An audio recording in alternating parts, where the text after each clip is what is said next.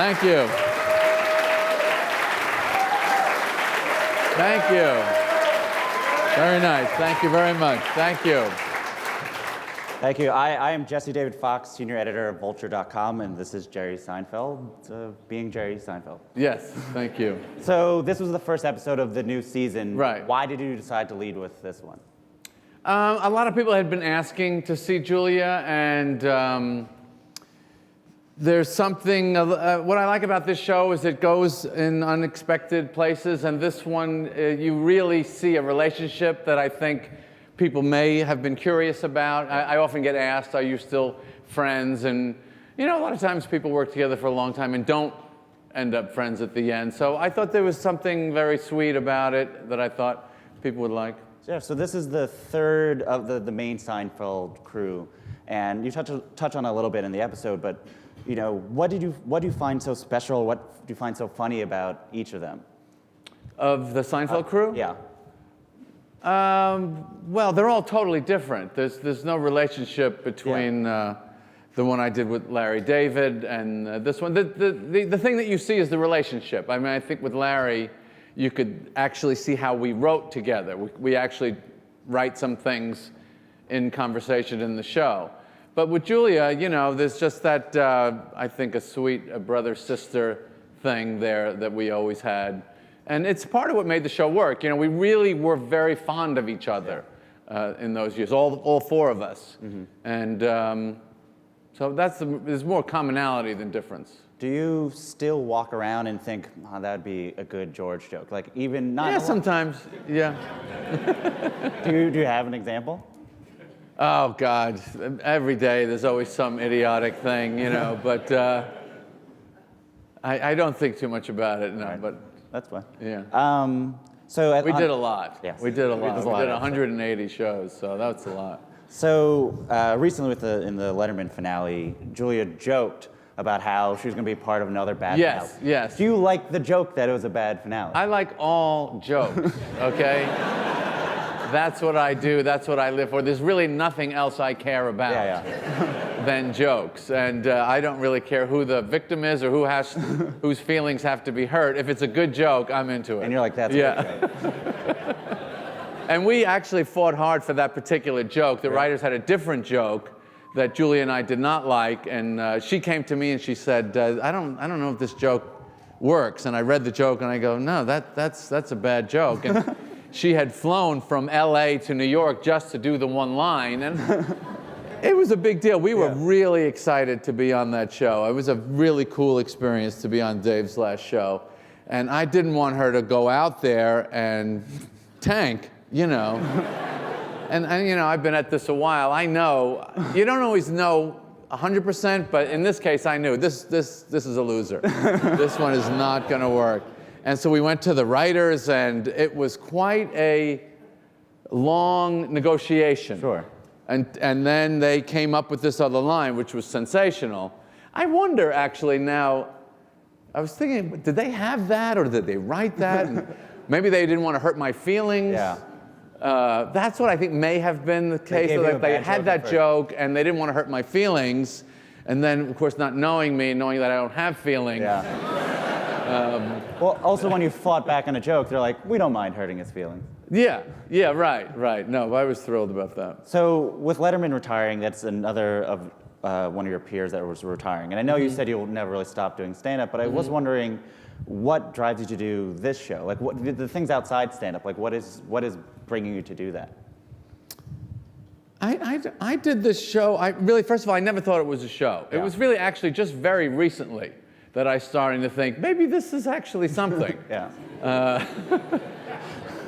But I kind of missed from talk shows the funny talking of casually hanging out. Yeah. There's no casual hanging out anymore on talk shows. The real estate is too valuable, and people want to push their product, and I don't know, so I came up with this idea of like, if I ever did a talk, see the reason I never did a talk show is because I can't really talk to people that aren't comedians. Yeah. And be funny, it's hard, you know. You're doing just great though.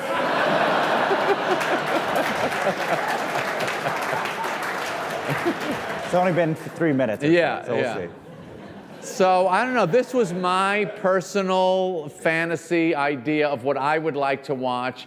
And stand-up has become so popular with so many young people now. Yeah. There's so many stand-up geeks, you know. I thought they would like this, you know. So I just made a few of them and just threw them on the internet. We didn't do any press or sell it in any way. And, you know, that's what's so cool. The internet fascinated me also as a network. I thought, why do I need a TV network? Why can't, this is a network.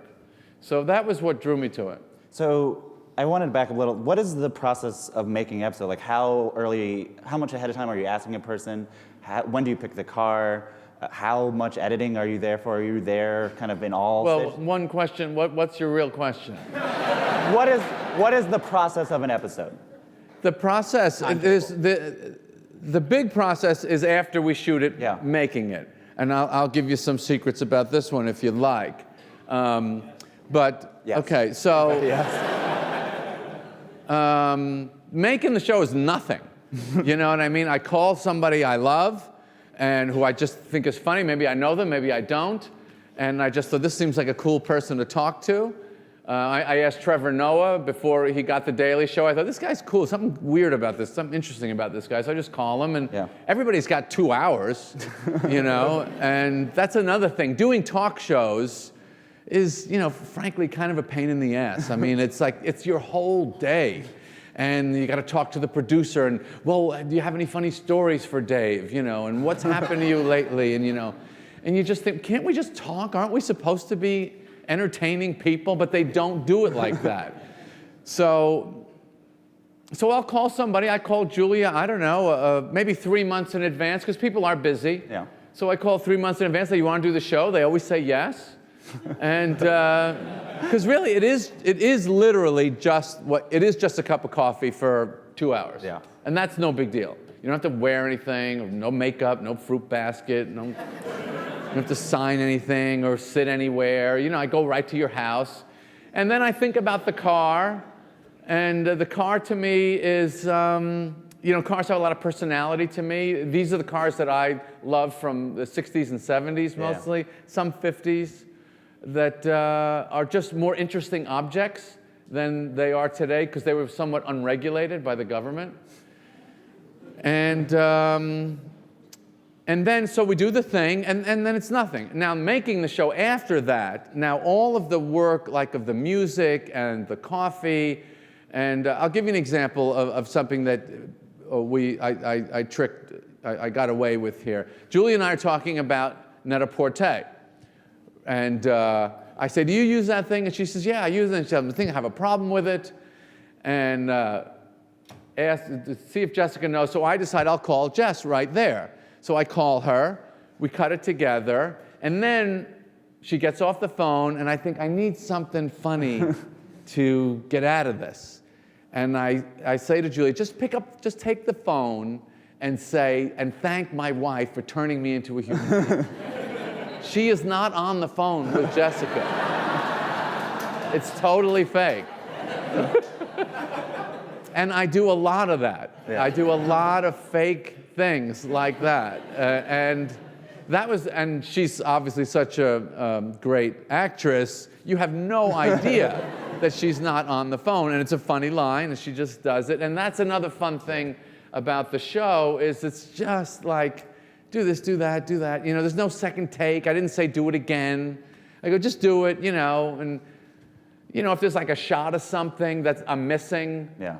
For example, the guy who says to me, can I trade? Hey, you want to trade, Jerry? You know, when I pull up in Julia's driveway, he says, hey, you want to trade?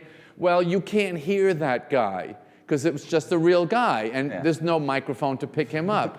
So somebody in editing just said it. And then I subtitle in at the bottom. It is what the guy said, but if I wanted to change it, if it wasn't a funny line, I would have changed it. Because who cares, you know?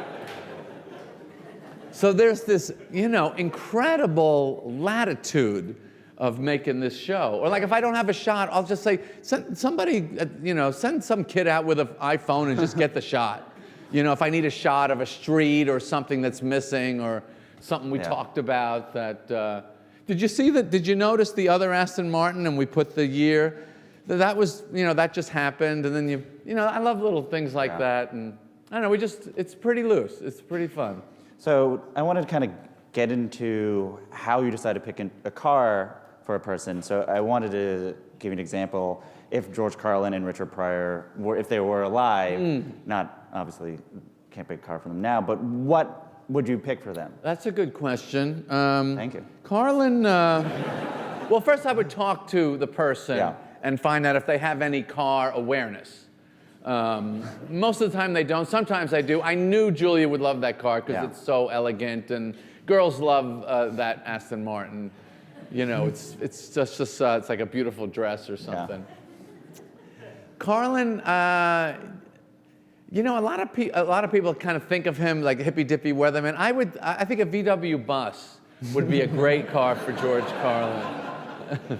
But I would see what he's into or what he is intrigued by. Sometimes there's a car people have dreamed about wanting to be in. Steve Harvey always wanted to be in a 57 Chevy Bel Air, so I got that for him, and he got... When the people get excited about the car, it's really fun for me. I love when they get excited about the car. So I want to ask you some things I noticed. So do you like coffee or do you like going to get coffee? All of it, the whole thing. Anything like more? Do you like do you like the getting more? I love the getting. I love that it's a thing, that you go and get it, like nobody says, hey, want to go get a lemonade? It's like, everybody likes lemonade, but it's just not fun to go get it. It's like, coffee is like such a thing to make, and it does something to you on a few different levels, and it's just a cup of liquid, but you can really make a thing out of it. And I found this out, after I got married. Before I was married, I would meet people for meals all the time. I'd have lunch with someone or dinner with someone. After you get married, you don't have that kind of time, but you can always have coffee with someone. So I started doing that a lot, and I really enjoyed it. So you mentioned briefly there, why do you find marriage so funny? Like almost every episode. Are you married? I am not. No, it's because it's insane. You're in a situation that's, crazy. It's crazy, And it's got so many wonderful things and challenging things, and there's nobody who's not, if you're married, that's what you're doing. That is the thing that you're doing. And, I tried to do this show, The Marriage Ref, a few years ago that didn't quite work, but I really think that was a great show that didn't work for some other reasons.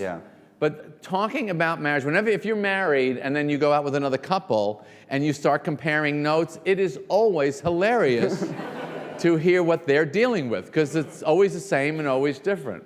So because you're going to coffee shops, you run into a lot of hipsters. I want to know... hipsters are everywhere. They're not just in coffee shops. Well, we see you interacting with them more than, I guess, because you're going to coffee shops. Right. Do you have a take on it? Do you appreciate... I had a good line in a show I did with Colin Quinn that if they were really hipsters, how could there be so many of them? Being hip is so hard. By definition, a hipster has to be a very small percentage of a group. So people look like them, but I don't think they're really that hip. Got it. Who makes you laugh the hardest?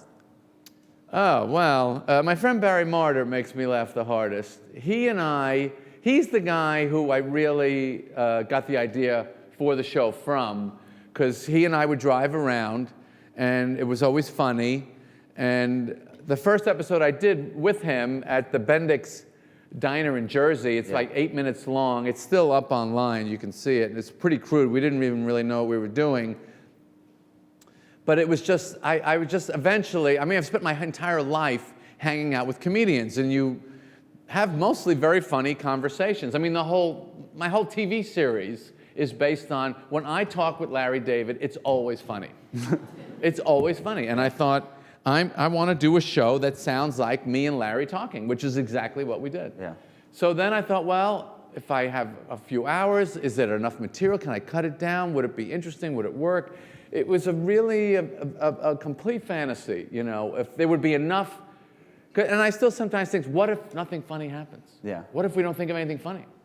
And somehow it kind of works.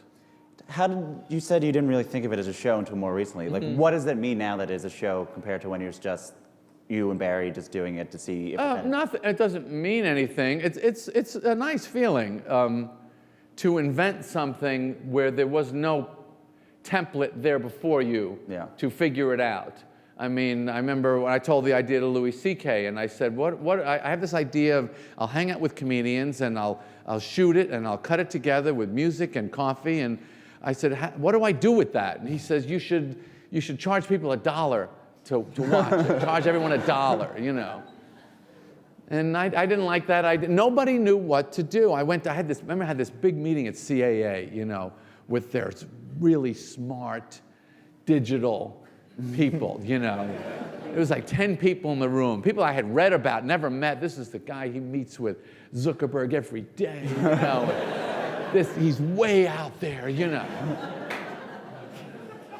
And I go, okay, well, I got this idea, and it seems like, you know, as a person that people know, and I have an audience, people know me, so we can get people to check it out, and the internet seems like a pretty fluid medium. I could put this thing on the internet, you know.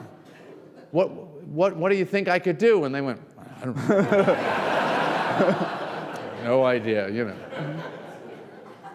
And then I met with these Facebook people, and I met with YouTube people, I mean, a guy like me, you know, that's one of the fun things about being me, is you can meet anybody, you know. You can call anybody and say, "Could I talk to you?" And they go, "Sure, come on in," you know. And they are all smart, and they were nice, and they were well-intentioned, and they all told me this will not work. This will not work. They said if you're over 5 minutes, they're not gonna hang in there. Because the internet is 5 minutes is the maximum length of time, and we average 19 minutes a viewer. So that was pretty cool, you know. But I'm not I believed in the TV series before it got popular. Yeah. And I was the last person to get on board with this, you know.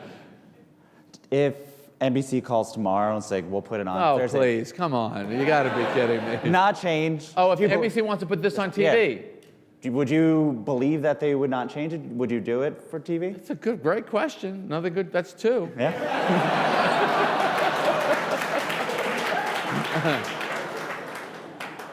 Well, look, if such a meeting happens. Yes. You can meet with anybody. Let me ask you, do you think you could put that on TV as just a regular TV show? Just the new girl and then this? Really?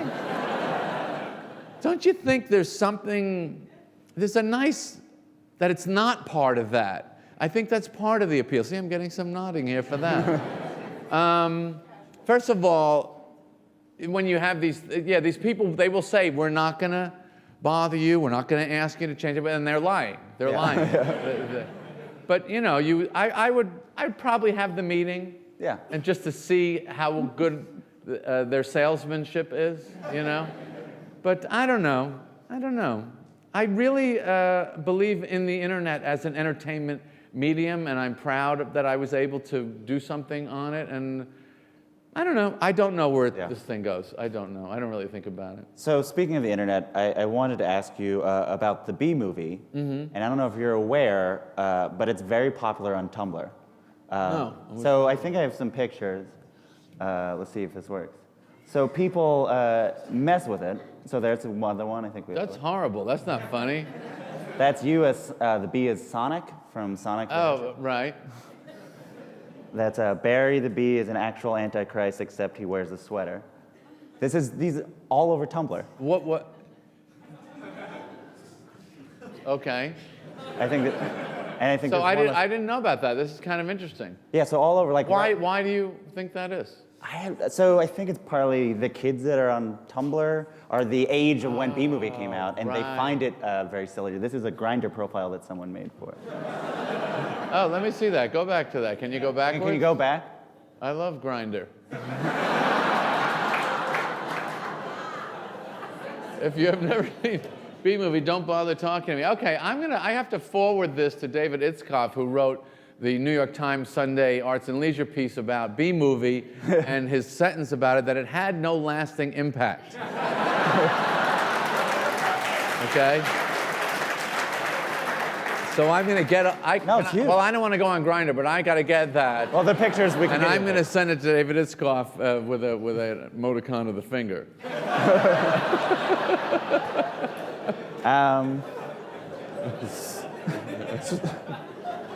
So why do you think you or comedians in general are a good fit for the internet? You mean in terms of the show or in general? In terms of the show or just in general, comedy or comedians in particular? They're freaks, you know. The comedians are.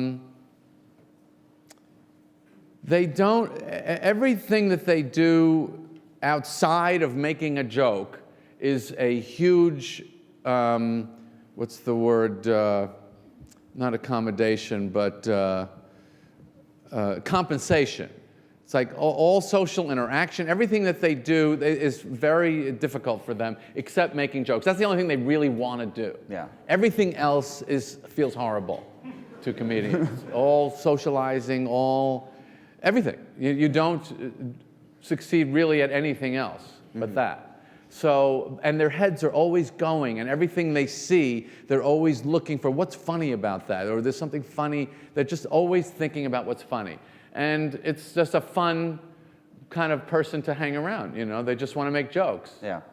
So recently, Seinfeld had a deal it'll be now available on Hulu. And I mean, beyond the money of it, like, what does it mean to have it be available? It's just hilarious that that's how people want to watch it. Like, they make it act. I mean, we've all seen all the shows, but to watch it this way, I mean, it really proves the old Marshall McLuhan, the medium is the message. Yeah. There's no new content here. Yeah. It's just a different medium. And that was so interesting to people. It's fascinating that they want to watch it this way. I want to hit that thing. I don't want to hold a DVD. I want to put my finger on that, you know. You're going to get the same thing in the end. It does. So, but I think it's fascinating because there will be a new audience. The most amazing thing to me that's happened to the series, first of all, it's got way more popular since it went off NBC, yeah. which is something we never imagined. Usually you're on the network, that's your big thing, and then you go off the network and you're on local stations and it just dribbles down, down, down, down. And this show, it's been the opposite. It's gotten much bigger after it went off NBC. But here's a weird thing that happened that nobody could possibly have predicted. So the show, we came off NBC, Fox 5 in New York bought the show. You know, all these local stations buy the show. So they actually rent it, is what actually happens. So they rent the show. I guess they get it for like 3 years, then they have to rent it again. It's a fantastic system. I love it. So anyway, I don't know how many times they rented it. It was 15 years or something, and eventually they just wore it out, you know, and the ratings are going down, and they go, okay, we're done with it, you know. And so they didn't want it anymore. I'm not involved in any of this. I just hear these stories. So don't think I'm not that involved. So Channel 11 says, well, we'll take it. You know, we would like it. So Channel 11 takes it. Now, what is the difference between Channel 5 and Channel 11? To us, right? Nothing. 9, 5, 11? What's the difference? Well, the show goes on Channel 11. The ratings go up. Why? Why are the ratings going? I mean, I had to get to the bottom because there are people that like Channel 11. Can you believe that? I mean, isn't that shocking? I mean, but this is to answer your Hulu thing. Yeah. So they're saying, I don't want to watch it on Channel 5. I'm an 11 watcher. That's what's going on. It's really, but if you're in the business, you gotta, you know, acknowledge that this is how audiences behave. You have to understand how audiences behave. When you're on, I think the most recent time you were on The Tonight Show, you did a bit that was essentially making fun of mail and defending email. And I watched, it's like, you can imagine a comedian that's been around doing the opposite bit, just making fun of like how kids these days, they don't know how to write a letter. Is it important to you to be up on technology? No. You just like it. If it's good, if it's useful, I'm like anybody else. But I'm not trying to. I mean, I am trying a little bit. I'm trying to figure out Instagram, and I just don't get. It just seems exhausting and so much work, and so you get so little out of it, you know. But I do try and things that get popular. I like to get a little grip on why is that popular. Mm-hmm. But I wouldn't say that I'm that good at it. What I am good at, and what every comedian is good at, is knowing how to carefully manage an audience's attention span. And that is also the key to this show. For example, I'll give you another. When the show was first cut together, again, to go back to that little scene with the phone about Net-a-Porter and Jess talking to my wife, Julia says, ask your wife about this thing about Net-a-Porter. I go, you know what, I'm going to ask her right now.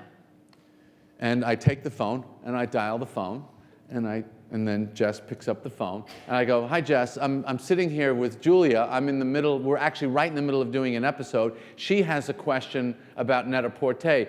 Do you mind, can I ask you right now? Are you busy? Okay, you got to get rid of all that. All of that goes, because it's just boring. Now, it's not boring in a TV series. You can, when you're watching a TV series, you're watching an episode of a sitcom, there's a story that you're hooked on.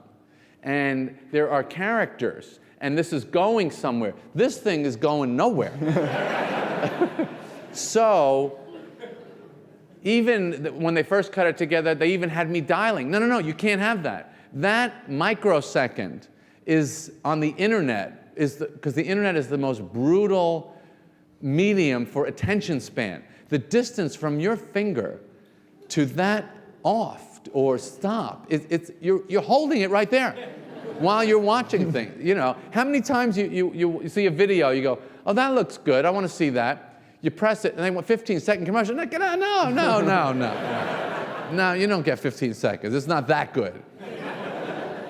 Like Amazon.com, one-click ordering. That's where I got this idea. They've understood 2 clicks, I don't even want it anymore. I changed my mind in between clicks.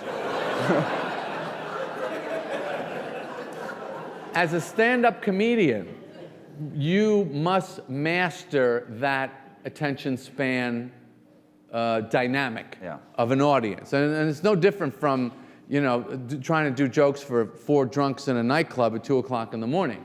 You've got to get their attention and hold it. So you spend your life doing it, and that's what you have to do on the internet to survive.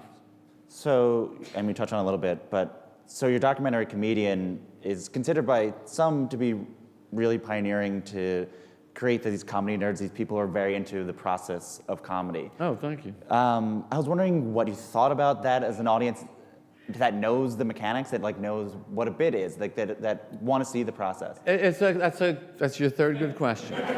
No, you've had a lot of good questions. I also thought that audiences learning more about stand-up, that it might spoil the magic for them, but it doesn't seem to. Yeah. It doesn't seem to. I think we just need the laughs that much. I mean, I watch comedians, and I watch them do this exact same set 2 times in a row. And I know I'm a comedian, I really love jokes, but you can laugh. You can laugh a second time, you know? You can think, that's a good joke, and you enjoy it again. Do you think, have you adjusted, or you think it changes the way you do comedy if an audience knows more about the mechanics?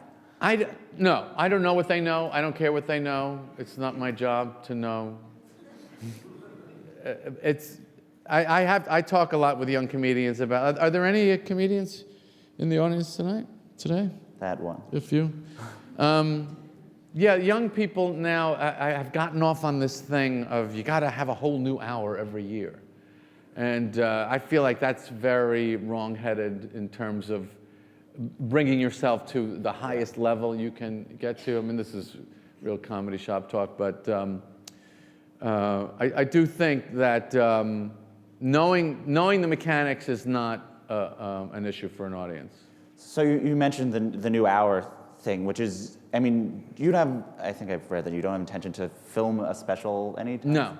Is it so? How much material are you currently walking around with? I don't know exactly, but it's probably 2 hours, maybe 3 hours. That you can kind of just pick things off a shelf and go, I think I'll do this, I think I'll do that, or. So are you generating not doing a new hour of new material? I'm not like No. You're just adding. I could, but I don't believe in it. I would rather do for you the best of what I have thought of in the past 5 years and show you that than all new stuff. Yeah. That's not going to be as good. Well, and I think you'll probably agree, which is there is a desire for new stuff, and in that way, is this show your new stuff? Is this they get to see your process by seeing, like, do No, bits there's no process on display here. nothing that you started talking about here then has slowly become a. No. But things land here that I have no other place for. Yeah. For example, nothing happens on 3, the joke about the, I can't take the counting when they hold a picture, it's not Matthew Brady in the Civil War with going to be a huge explosion, just take the goddamn picture and let's move on. So I won't do that joke in my act just because it's not strong enough, but in that context, it works really well. So you had it, and you're like, oh, this might be a time to. Yeah, I thought I'll do it here and see how it plays. It's really, I can't tell you how exciting it was for me to listen to you watch the show, because that's something I never get. I never hear anybody watch the show. So that you enjoyed it, it was a huge thrill for me today. I want to thank you for that.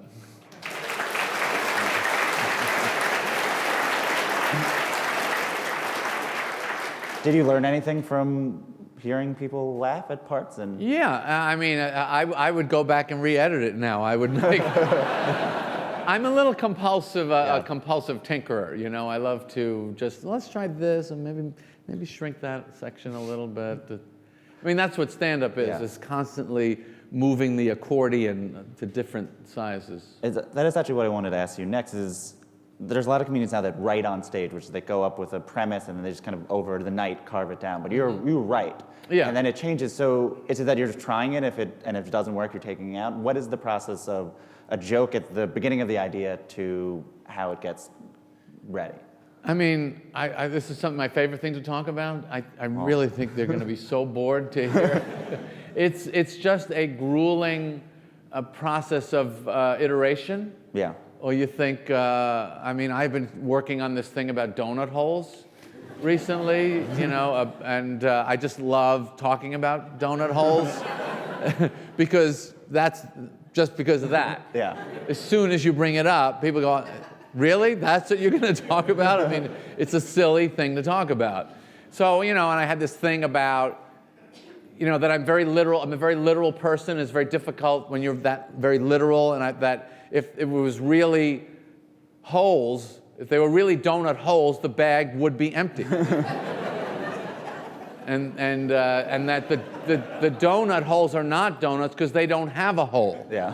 So what is this? What are you selling? Well, and it's just a silly kind of thing that I like to do, but it's quite complicated to bring that subject up and take an audience through it through moronic logic. But audiences love to hear about something very stupid, But I imposed kind of a very rigorous intellect to it. Yeah. It's kind of philosophical, that joke about if it was really donut holes, the bag would be empty. I mean, so I don't know. So it's just if you have the will to get up on stage night after night and say, donut holes, let's try this again, And then when you get it, if you do get it, it's unbelievably satisfying to say, then the big thrill is you go to another comedian, you go, have you seen my donut hole bit? And they go, really? You got a bit? Oh, I got a whole thing on donut holes, And they go, gee, I've seen donut holes. I never thought that was a bit. I go, oh, it's hilarious. Will you keep on tinker with it for years? I mean, if it's 3 years, yeah. I mean, if I get it, you know, some things just fall together. Like the bit about that you mentioned about the post office, where I do the postmaster general going, you know, we're going to go up a penny on the stamps, and we're at home going, dude, we don't even know how much a stamp is. Yeah. FedEx is $18. Nobody's got a problem with it. You got to catch up to the world. And so that bit, once that gets nailed down, I won't touch that. Yeah. But certain things, sometimes they kind of wiggle around and you can't nail them, and you just keep changing little things. And Can you think of an observation that you had that you brought up the premise and you could tell everyone's like, that's not a thing that we've also noticed? Like, if you go, have you ever noticed? I was up 9 out of 10. Do not work. So before the 2 times ago on Letterman, you did your first Letterman set. What was it like to be in that space? Did you like the jokes? No, I didn't really. I had this whole bit that I did in '81 about Bob Hughes, the fattest man in the world. Ladies and gentlemen, the man has let himself go. You know, if he loses 200 pounds and you're his friend, what do you say? You look fantastic. I can't. And as you can hear from this response, it's like, fat in '81 is not fat in 2015. It's not. No, everybody thought it was hilarious that someone was fat in '81. You know, so. Did you notice how you changed? You were like, oh, if I had this premise, I would do this differently? A little bit, yeah, a little bit. But the whole subject, I would have realized, no, this is not good. This is not a good avenue. Donut holes is better. Donut holes is better. Yeah, they had donut holes back then. Yeah, they did. So you've had Louis on, Aziz, Chris Rock, Kevin Hart. Do you ever think about doing Madison Square Garden? Just like as an idea. They've all performing there? Yeah, performing there. Not getting. I don't really know if I could. I don't know if that many people would want to come see me, but it's just not something. When in my day, you young people, you know, if you, I like. First of all, I don't even know if I would like it. I've only played a place like that once in London. I played the O2, which is about 13,000, and you know, you make a lot of money. But the show it doesn't have that intimacy. It doesn't have a, I can do shows in front of, you know, 3,000 or 5,000 people where you can actually feel that you were hurting people physically. They're laughing so hard. You know, it's where the term "I killed" came from. You want to hurt people, you know, you want them to go, oh, it was too much, you know. That's what you like as a comedian. You want to kind of wipe them out. Yeah. You can't do that in front of, you know, 15,000. There's just too much air in the room. And I don't know. I don't know. I just don't think I could do it. And I don't need I don't want to say, I did it. You know, I don't care. I want to do I want to do the Beacon is where I want to play, because that would be fun. It's more fun for the audience, and I don't mind making less. It's okay. I'm gonna be fine. So I think that's. But I like that there's a.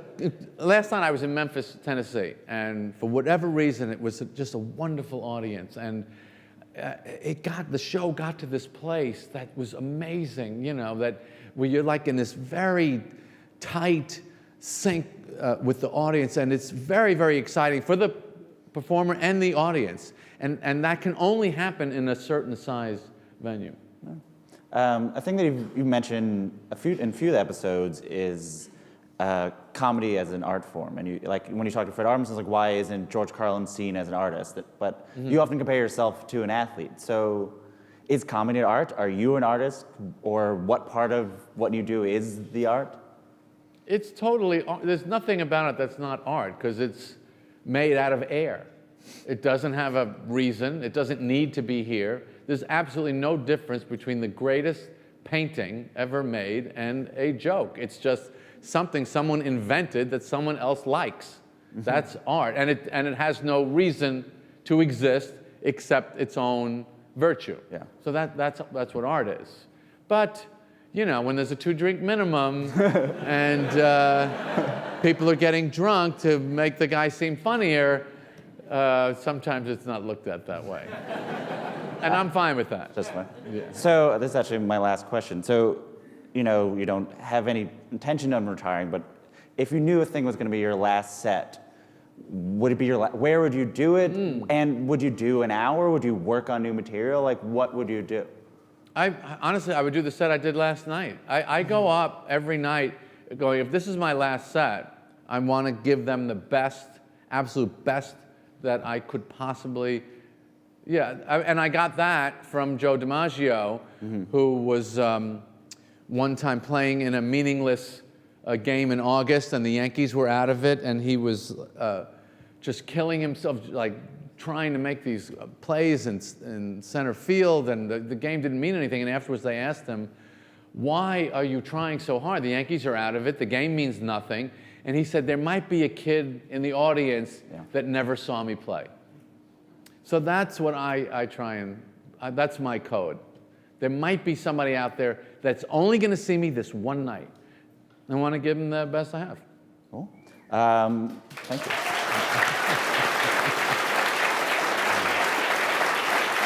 So we do have time for a Q&A. The microphone will be put here. So You don't need a microphone here. There's people in the back. That we can hear them. All right. I do this all the time. You You don't want them to walk up to the mic like the Joe Franklin show. I want to walk out. Alan Berg, that was, anybody remember the Alan Berg show? Yeah, remember they would come up to the mic? No, if anybody has a question, you could just Well, I raise can't your see the hand. back. and- Well, you raise your hand first. Yes, sir. Big fan. Thank you. I totally agree. Bed is nothing beats bed. Yes, nothing beats the bed. If you switch roles on comedians and coffee, who would you want interviewing you, and what would be your dream car to be interviewed with? Great one. Who would I want interviewing me? Well, Dead or alive? It doesn't matter. oh, really? Oh, dead or alive? They could be Oh, dead. that's pretty interesting. Wow. I'm going to give you an answer, but I'm going to be thinking about this the rest of the day. I'll give you my number.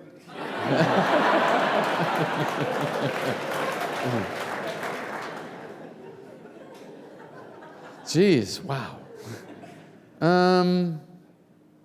Probably Chaplin. I would pick Chaplin. I love Chaplin, and I've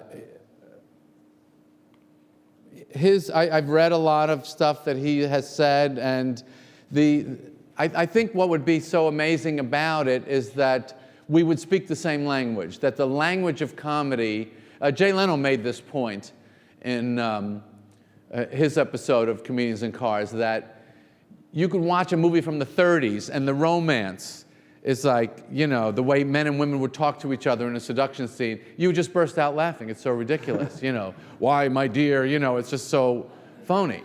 But you'll watch Laurel and Hardy, and it's just as funny. It doesn't seem weird. The bits are the bits. So I think to talk to a guy like that, who has such a deep understanding of comedy, and to see how it is so immutable over all these decades would be pretty fascinating. Oh, the car. I'd probably pick a Porsche Speedster from the 50s. That's my favorite car. Yeah. Cool. Next, there. Yes. Yes. Thank you. So one of my favorite episodes was the Louis C.K. when you did the cartoon reenactment. Yeah. How did you come up with that idea? Who came up with that idea? And will there be more? I love that too, and it was a lot of work to do it, and I really did it as a gift to Louis, because he's just a great guy, and also the story is so complex and so funny. And I thought they're gonna miss 90% of what's going on here with the cop and the other guy coming to help them. He tells a story about his boat getting stuck up in Harlem in the mud, and he's with his 2 daughters. And it was such a complicated story and such a funny story. And so we contacted this company, 6-point harness in LA, and I said, is there any way we could do this really simply and wouldn't take too much time? Animation can usually take a lot of time. And they told us, it wasn't too much money and time, and I just thought Louis would love this, and we took a shot at it. And I would do it. I did it with Jon Stewart. Did you ever see the Jon Stewart episode?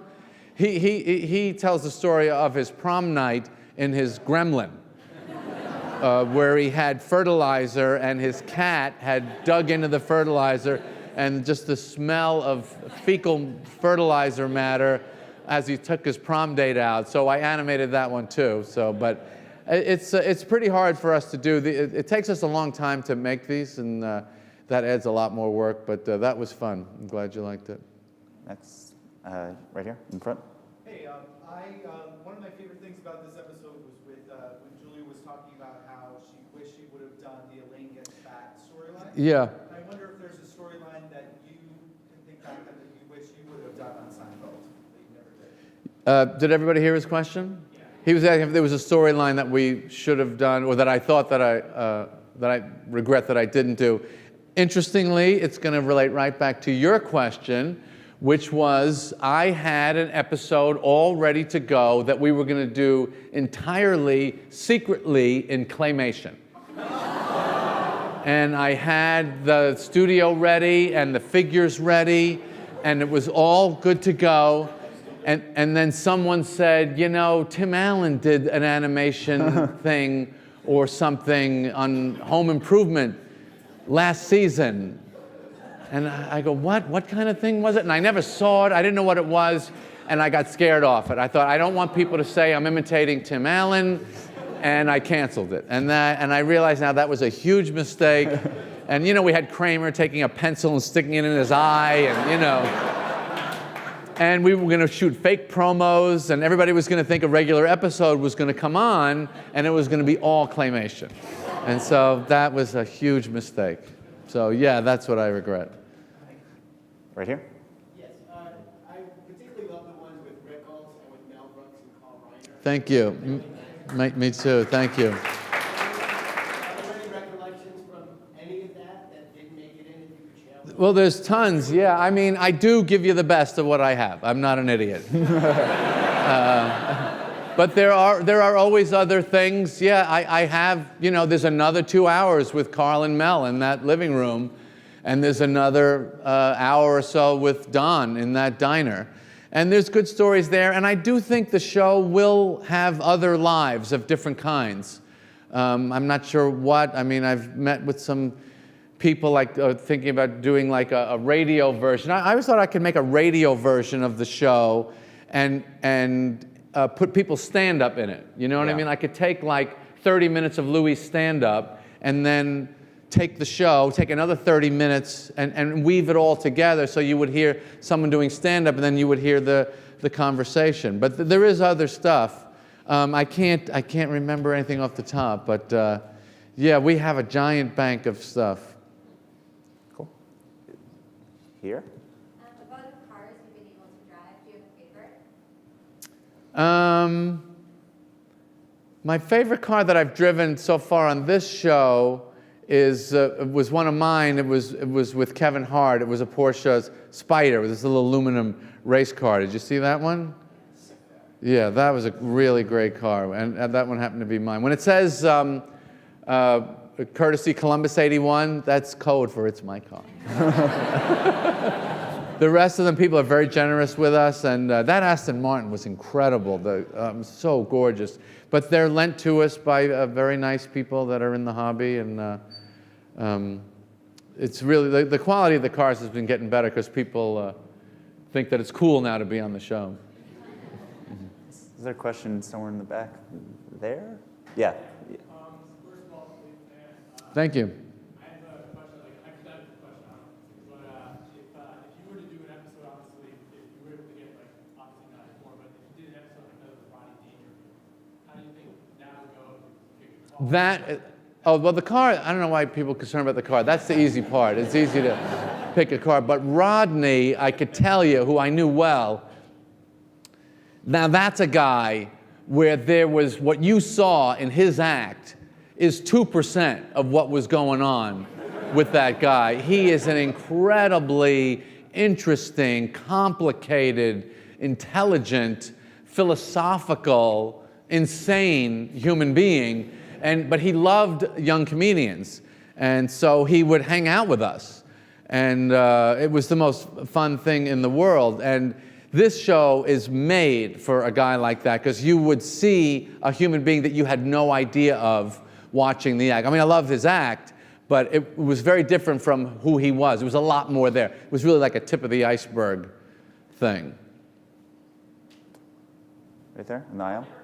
The episode with Amy when the Porsche broke down. Ferrari. Right. Were there any like background stories about that? Was it planned or it really broke down? Oh, no, nothing's planned. That would take work. No, that just happened. It's happened with a few cars. But that one was fun because Amy got to embarrass me and got to enjoy, that my big fancy car had fallen apart. Right here. When you go into the coffee shops, do they know you're coming? Yes, they do know we're coming, and but we tell them we don't want, we don't close the place, and everybody else is just in there. I always think it's funny. You can sometimes see people in the background. They know they're on the show, and they're just going about. Yeah, they're eating and they're talking, and yeah, they don't seem to realize this is a pretty big deal. I mean, I can't believe they're not calling anybody. You wouldn't believe I'm on the show right now. Yeah. I just had a question. We're talking about picking cars.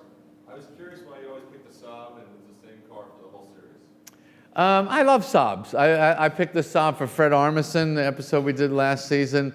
The Saab to me was always kind of I don't want to be part of the world. I want to do my own thing. And, the ignition was on the floor. And, it's just a crazy company making crazy cars. And of course, they failed. And I just, just a company I wanted to support in those days. I didn't, if I'm going to drive a car in a series that's going to get something out of it. We didn't know about product placement in those days.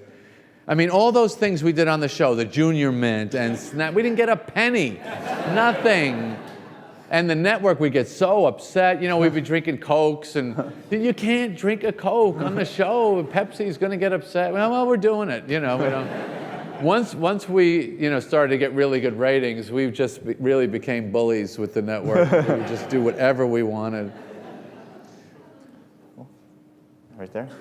I was just wondering if you'd seen the UCB theater Seinfeld episode and what you thought of it. I haven't seen it. I've seen it. I've gone by it on Twitter a few times. Is it any good? I'm a huge fan. Of what? Of Seinfeld. I'm a massive fan, but it's good. Really? Come on. How long is it? It's like a full episode. Oh no, that's too long. It's too long. I'll give it a chance. But it's got to be horrible. It's got to be. Really? Okay. All right. I'll try it. Right there. A few years ago, actually, the UCB thing is very good. I will say. Really? Yeah. It's Okay. good. A few years ago, you had a cameo on 30 Rock. Yes. And I know you've been on Curb and other shows like that. Are there any other shows that are on the air right now that you're interested in getting involved in? No, I can't. I did. I was actually walking home one day, and Amy Schumer texted me. She said, "Are you around? I'm just shooting this thing right now. Did you see this? No. The 80s ladies." And she said, "Could you come?" I was just walking home. She says, "Would you just come in and be in this scene?" I said, "Okay."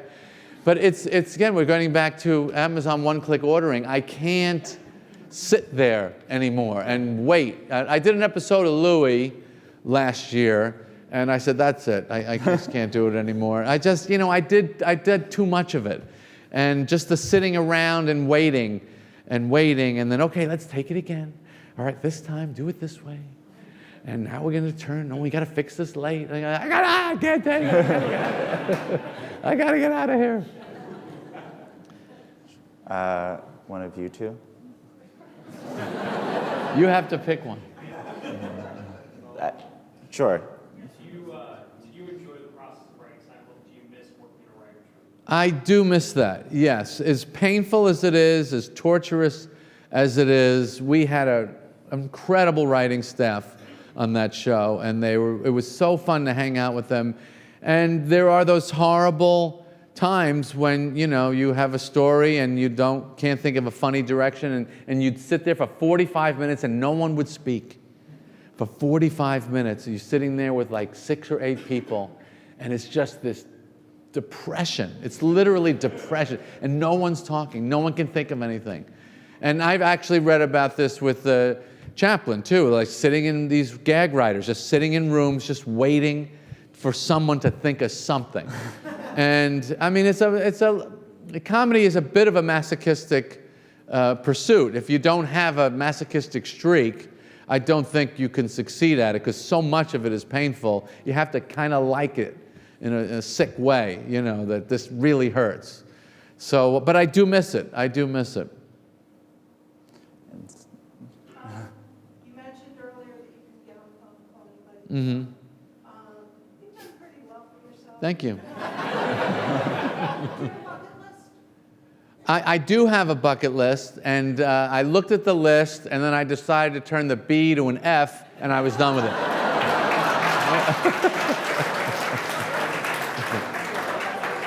Which is a joke that Obama stole from me at the correspondence dinner and didn't get away with it. They busted him on Twitter. They go, "Hey, that's a Seinfeld joke."